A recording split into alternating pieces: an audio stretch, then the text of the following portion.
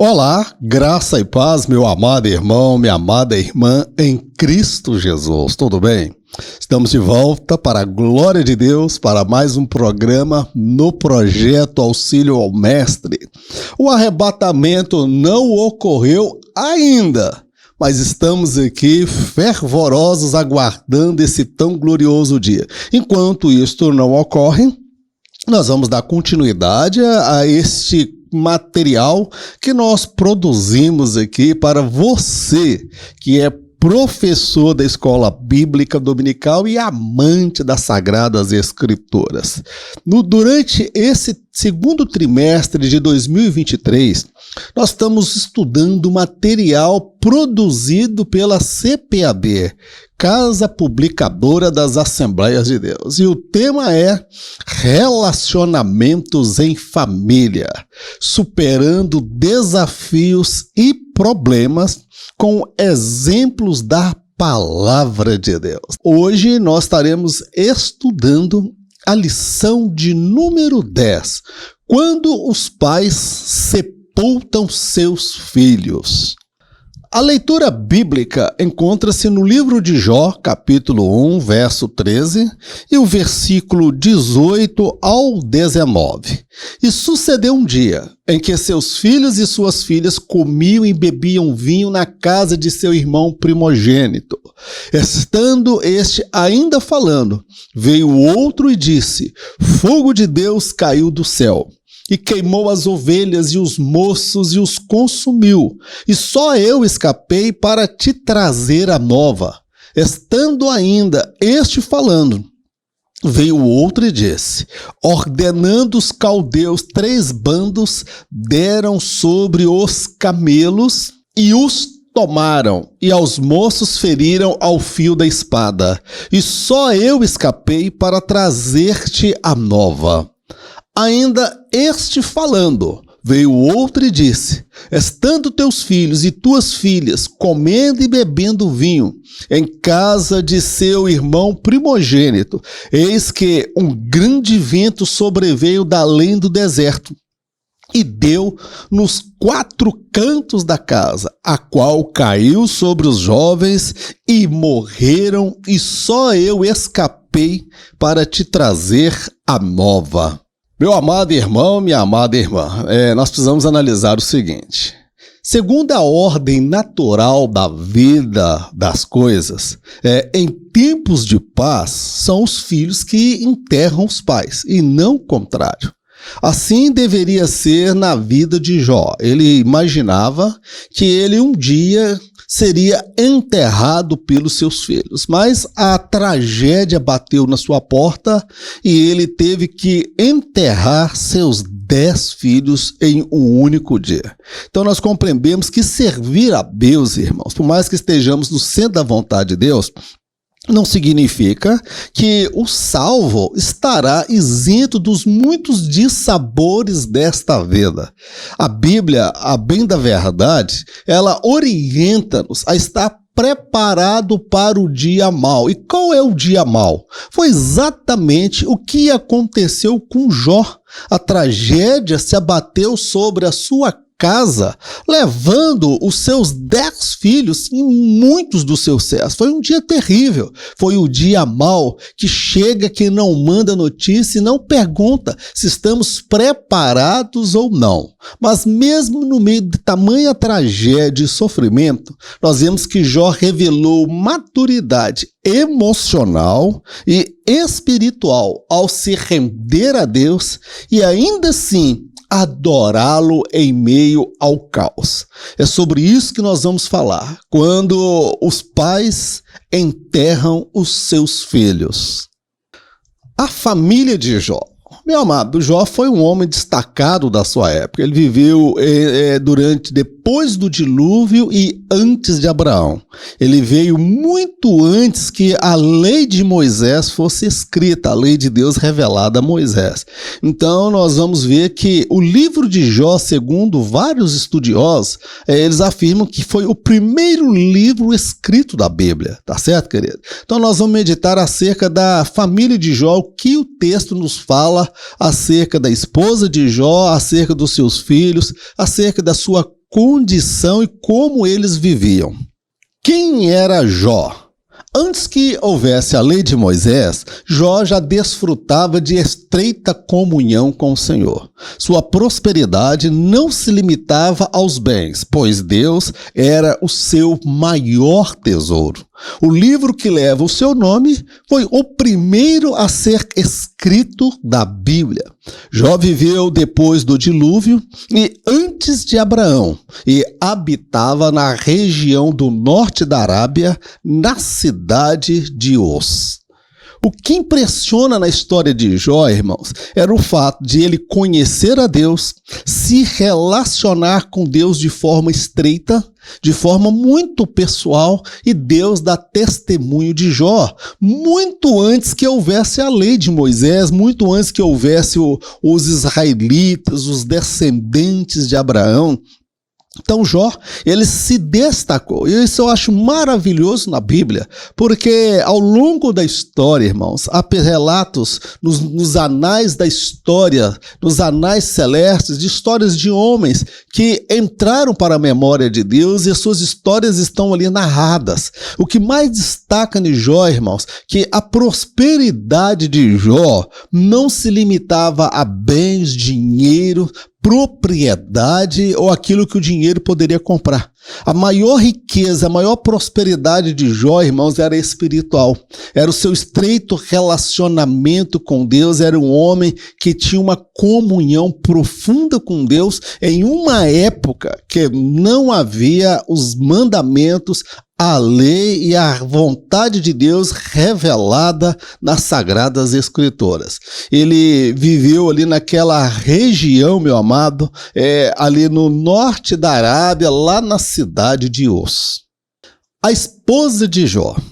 A esposa de Jó tem sido retratada de forma pejorativa, mas há que se considerar o seguinte: qual mulher estaria emocionalmente preparada para enterrar 10 filhos em um só dia? Outro sim, era Jó quem fazia contínuas orações a Deus e não a esposa. Diante da tragédia sofrida, ela externou sua fragilidade e falou que não devia. Mas apesar dos dissabores, se manteve casada com Jó e viu Deus mudar sua sorte. O que eu aprendo com a mulher de Jó aqui, meu irmão, é acerca da graça. A graça, a bondade e a misericórdia de Deus. Como Deus consegue compreender, irmãos, cada momento difícil que nós passamos.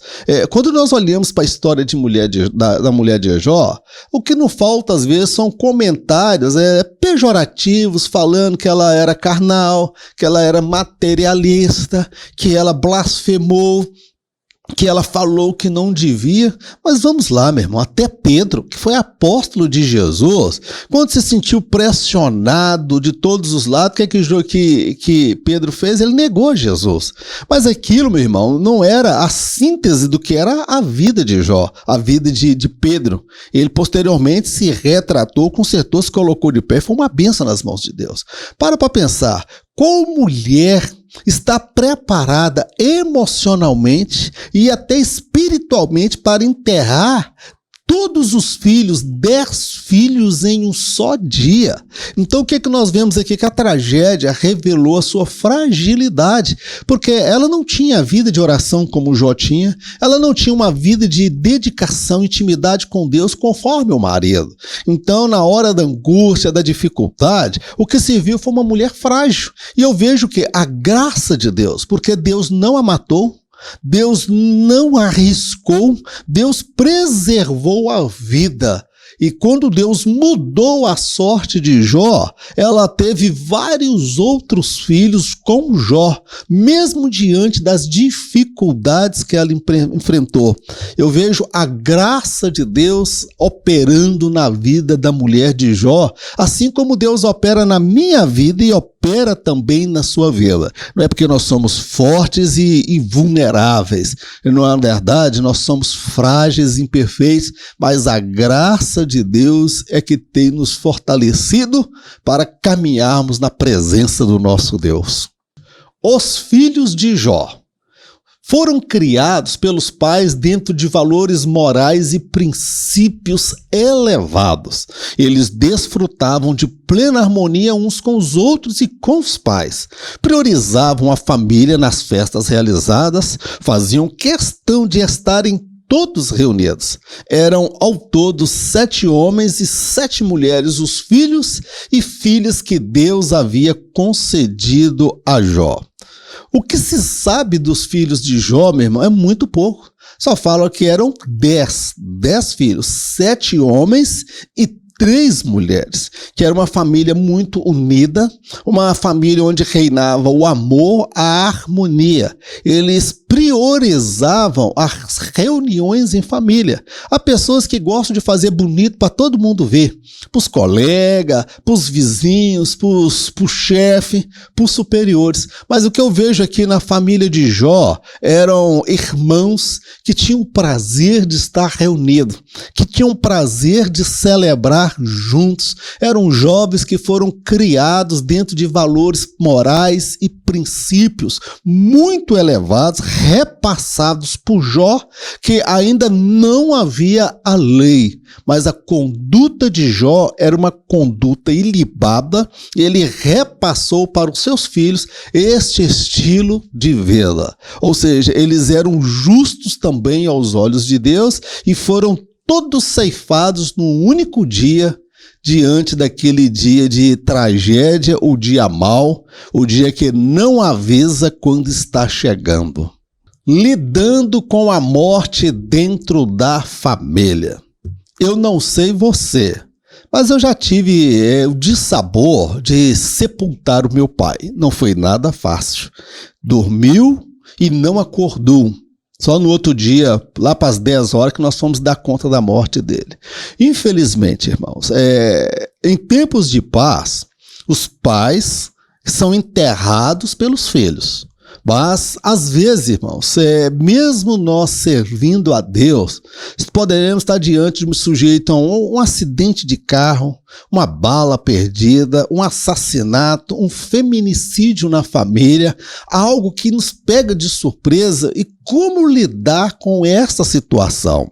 Meu amado, esse assunto é um assunto chato, pesado de falar, mas nós temos que falar ele com firmeza, com equilíbrio, porque quando nós passarmos por uma situação dessa, a bem da verdade, a gente não sabe como vai estar o nosso emocional, mas é bom a gente ir preparando para um dia mau, porque ele pode nos pegar no momento que nós não estamos preparados. É sobre isso que nós vamos falar, lidando com a morte dentro da família.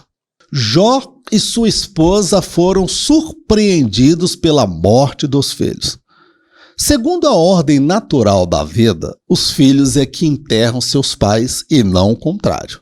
Muito provavelmente este era o pensamento de Jó.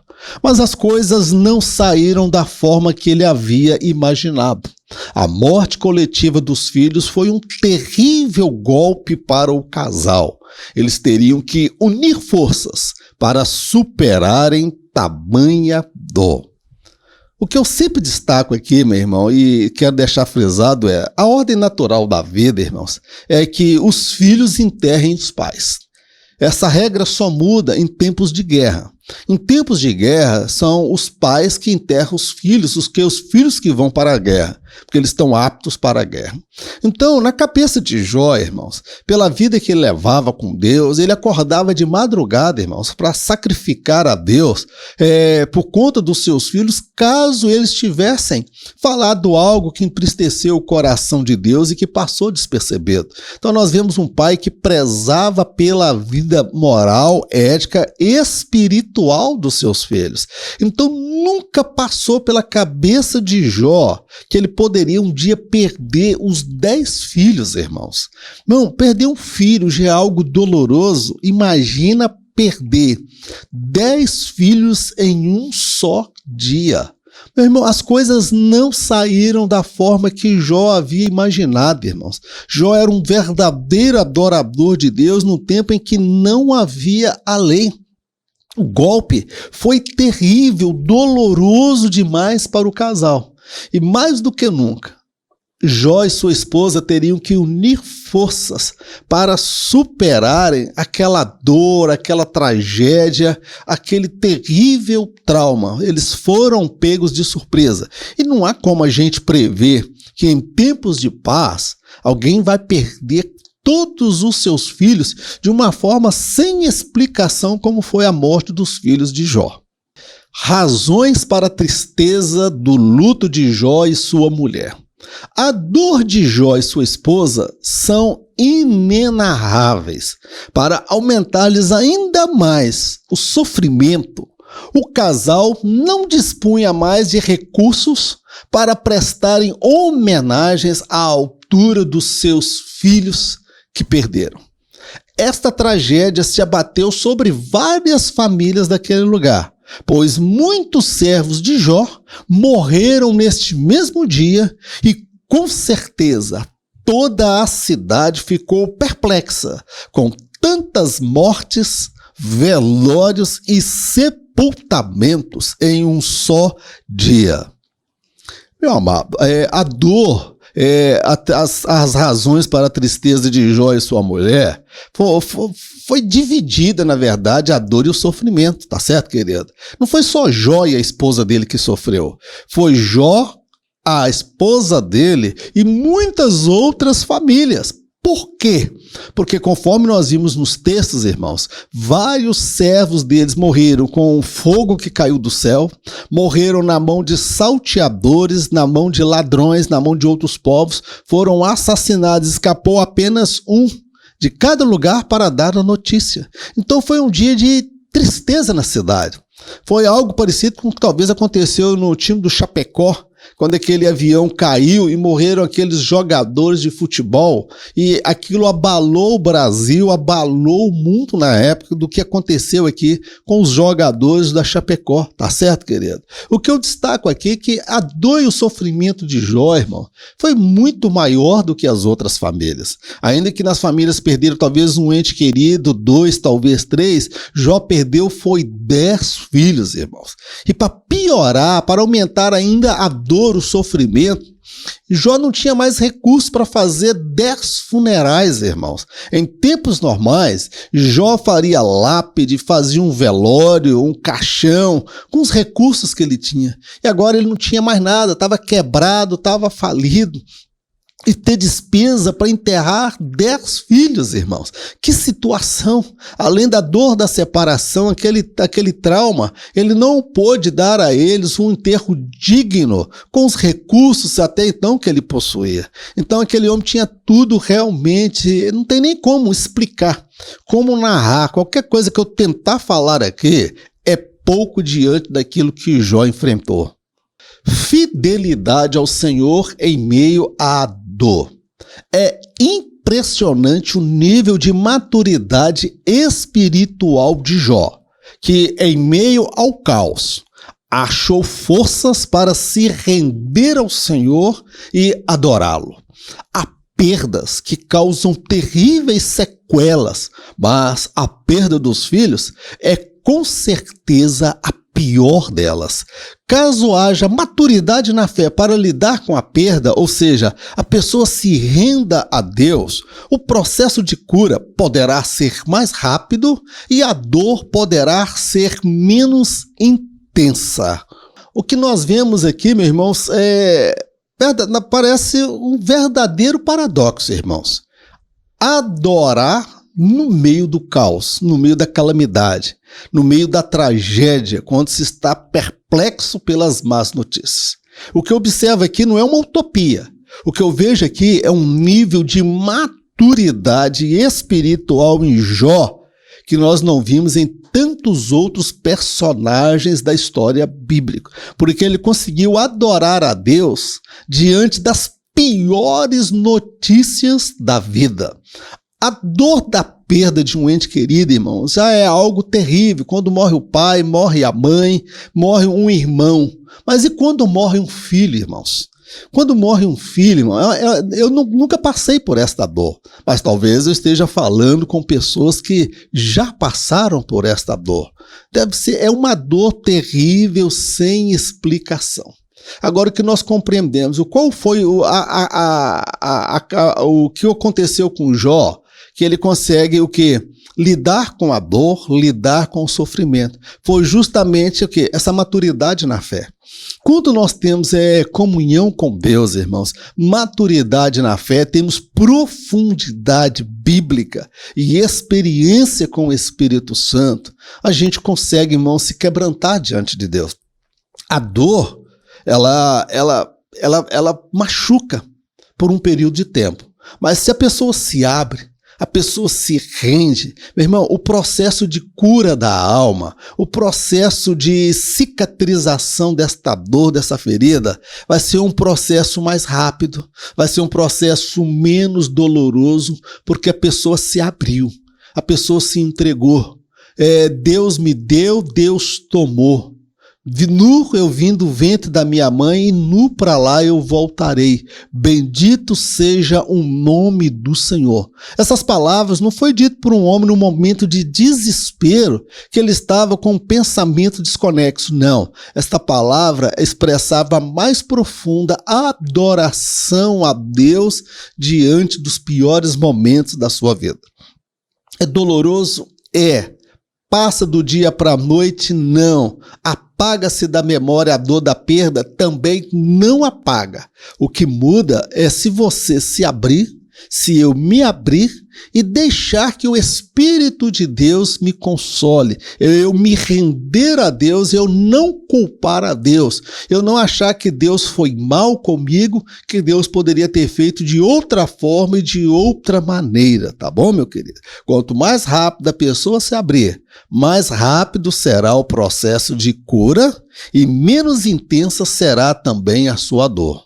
Os cristãos e o luto. Meu amado, você está preparado para isso? Eu confesso que eu não estou. Pelo menos eu acredito que não. Sabe por quê, irmãos? Se uma tragédia dessa bate na minha porta, eu não sei qual vai estar minha condição espiritual, minha condição emocional. Só Deus sabe, irmãos. Mas Jesus diz que aquele que edifica sua casa na rocha, irmãos, é semelhante a um homem sábio, né? Vieram os ventos, as tempestades, bateu contra aquela casa, ela não caiu. Então a Bíblia orienta sempre o quê? Esteja preparado para os vendavais da vida. Não culpe a Deus. A Bíblia orienta a estar preparado para o dia mau. Ele vem quando menos se espera, trazendo a por si muita dor e perplexidade. Servir a Deus não é sinônimo de isenção de sofrimentos, mas é a certeza que eles serão superados pela fé. Há casos que só a eternidade trará as respostas que não forem alcançadas desta vida. O justo vive pela fé, suporta a dor pela fé, vence os traumas pela fé e triunfa sobre a dor pela fé. A pior coisa diante de uma perda, irmãos, é a gente culpar a Deus. Por que Deus permitiu? Por que o Senhor não estava aqui? É igual semelhante à irmã de Jó. Eu fazendo confusão aqui, a irmã de Zaqueu. Se o Senhor estivesse aqui, meu irmão não teria morrido. Então a culpa agora era de Jesus pelo irmão ter morrido. Mas não foi Jesus que colocou a enfermidade dele. Meu irmão, a gente precisa entender que a morte, ela não fazia parte do plano original de Deus. Tá certo, querido? Então nós lidamos com doenças, com enfermidades, com tristeza, angústia, doenças do corpo, doenças da alma, que nada disso fazia parte do plano original de Deus. Todavia, o mundo não saiu fora do controle de Deus. Ele tem o pleno controle, entendeu? Sobre a história.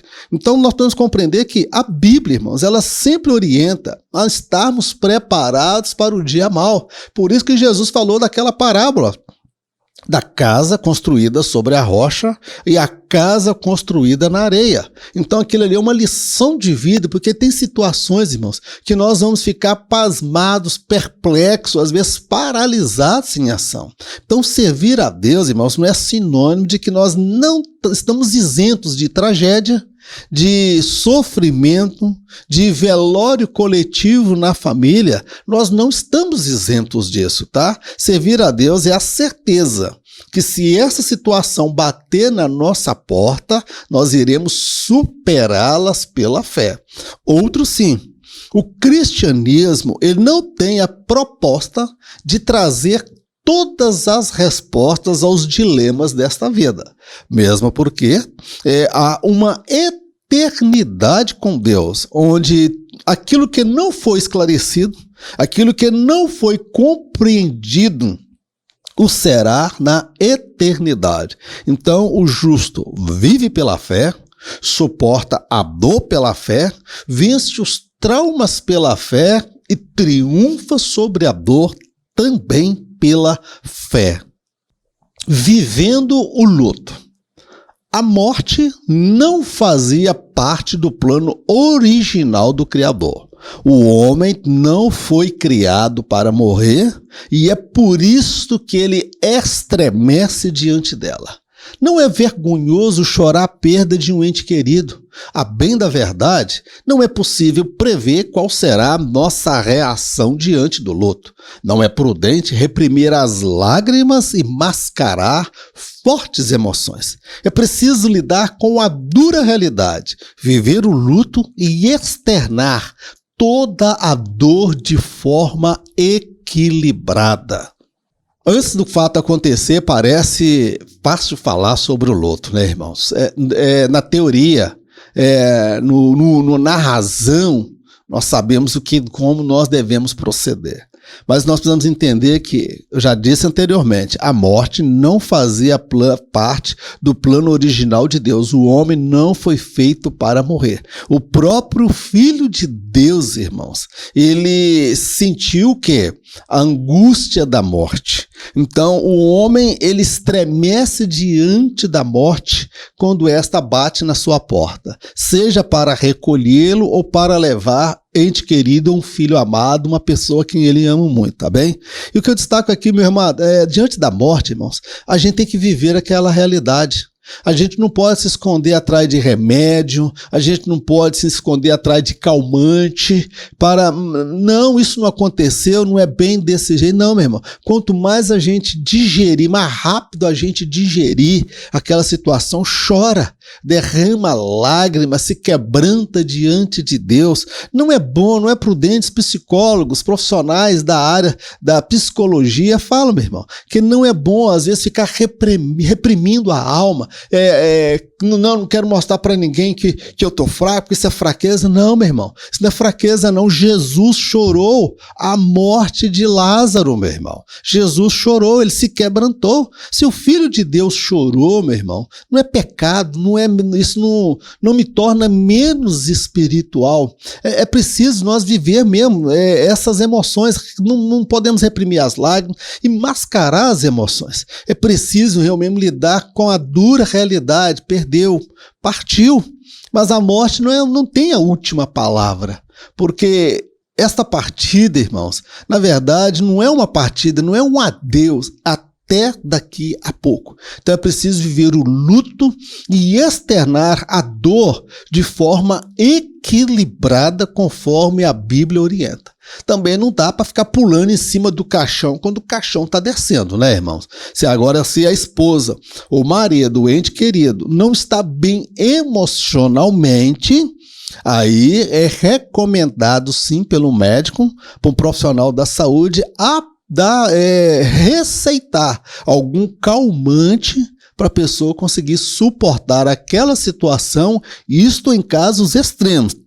Porque a bem da verdade, o bom é deixar a pessoa externar as lágrimas, a dor, a angústia. E o período de recuperação, segundo os profissionais, irmãos, é de 6 meses, até 6 meses no máximo. Se depois de 6 meses a pessoa ainda continua deprimida, abatida, prostrada e chorando, aí realmente precisa da intervenção de um profissional para ajudar a pessoa a superar esse trauma. Mantenha a esperança. Ao escrever acerca do arrebatamento, Paulo tinha em mente consolar os irmãos acerca dos seus entes queridos que já haviam morrido. Segundo ele, os mortos em Cristo participarão deste glorioso evento, ou seja, eles não ficarão de fora. Para o salvo em Cristo, a morte é uma separação temporária, pois muito em breve a trombeta soará e veremos novamente aqueles que tanto amamos e que um dia partiram deste mundo. Aleluias! A morte, ela não é a última palavra. Quando eu enterro a minha mãe, enterrei meu pai, e um dia, segundo o curso natural, eu vou enterrar a minha mãe e meus filhos me enterrarão se Jesus não voltar, aquilo ali não é despedida. Tá certo, querido? Aquilo ali é até daqui a pouco. Porque aquele corpo vencido pelo coronavírus, vencido pelo câncer, pela bala, pela doença, enfermidade, no acidente sofrido, no afogamento, aquele corpo vai ressurgir. Aqueles que morreram em Cristo, irmãos, eles ressuscitarão no dia do arrebatamento. E eles participarão. Paulo, escrevendo à igreja de Corinto, de Tessalonicenses, ele fala: olha, eu não quero que vocês sejam ignorantes acerca daqueles que morrem. Porque alguns irmãos pensam: minha mãe morreu, meu irmão morreu, e agora ele vai ficar fora do arrebatamento. Falou: não, de forma alguma. Os que morreram primeiro, eles serão os primeiros a ressuscitar. E depois nós que estivermos vivos seremos transformados, encontraremos com o Senhor sobre as nuvens. Então eu tenho esperança de ver o meu pai, que aceitou Jesus antes de morrer. Eu tenho esperança de encontrar tantas pessoas amadas, irmãos, com o corpo glorificado. Então a morte, ela não é a última palavra, ela não detém a última palavra. Vamos guardar esta bendita esperança. Amém, meu querido? Glórias a Deus. Irmão, estamos encerrando aqui o nosso trabalho. Eu quero te lembrar o seguinte: próximo sábado, eu não sei se vai dar no dia 4, no dia 5 de junho, mas é o próximo sábado. Às 19 horas estaremos fazendo uma live acerca desse mesmo tema no Repassando a Lição aqui no canal. Você é meu convidado especial. Eu gostaria que você compartilhasse esse vídeo com seus contatos, com seus amigos, deixasse o seu like, se inscrevesse no canal, clicar no sino das notificações porque toda vez que eu colocar alguma coisa aqui, o YouTube vai te comunicar, tá bem, meu querido? Meu amado, vamos orar ao Senhor nosso Deus. Senhor, nós queremos te agradecer por mais esta oportunidade que o Senhor nos concede de meditar na tua palavra. A ti toda a honra, toda a glória. Senhor, ensina-nos a edificar as nossas casas, ó Pai, sobre a rocha, que é a Tua palavra, que é o nosso Senhor e Salvador Jesus Cristo. Porque, meu Deus, os vendavais da vida vêm para aqueles que estão preparados ou não. As tragédias, o dia mau, Ele não pergunta se nós estamos preparados. Meu Deus, ensina-nos a confiar no Senhor. Mesmo diante, meu Pai, de situações que nós ficaremos perplexos, chocados e abatidos. Renova a nossa fé, fortalece o homem espiritual que há em nós. Guarda, meu Deus, os nossos familiares, os nossos entes queridos, a quem tanto amamos. E nós temos a bendita esperança de um dia reencontrá-los no dia do arrebatamento. Pai, fica conosco e nos abençoa, pois assim te oramos agradecidos em o nome do Senhor Jesus. Amém.